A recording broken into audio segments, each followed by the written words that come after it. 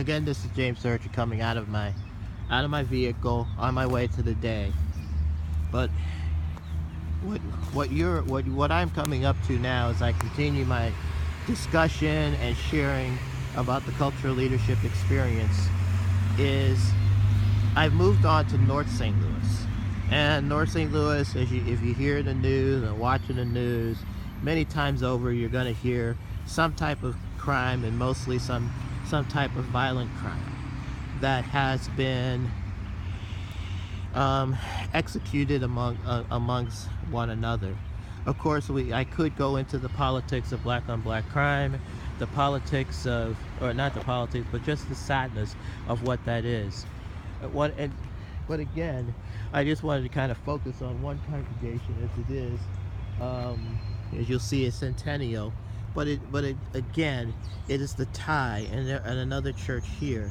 It is the tie between the Jewish and African American community, and of course here, on the statue of Martin Luther King, which I will leave here as I talk and share. On the plaque there, which will be difficult to see, it says, "His dream, our dream." And when you think about it and look at it from a philosophical standpoint, it is dreamers that are the ones that change the world. It is dreamers that are ones that who have a message, who execute that message, who deliver that message, and those are the ones who change the world. It's not that I'm going to criticize that the world is full of followers, but we are. By nature, we're followers. We're not by nature leaders. Leaders are ones who step outside their comfort zone, which is one of the key elements of cultural leadership, and make those decisions, make the courageous conversations, have the difficult discussions, and really decide to do things to make the world a better place.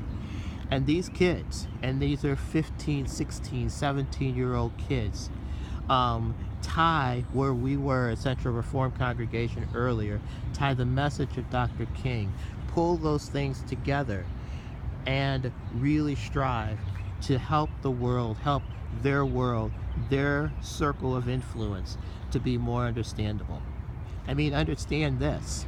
One of the greatest fallacies that people believe, especially those who are not kind to African or Jewish Americans, is that the NAACP was just created by black people. Wrong. Okay? The association is called the National Association for the Advancement of Colored People. That just doesn't mean colored people. It means the advancement of colored people, but it doesn't mean only colored people are going to be interested in the advancement of colored people. Okay?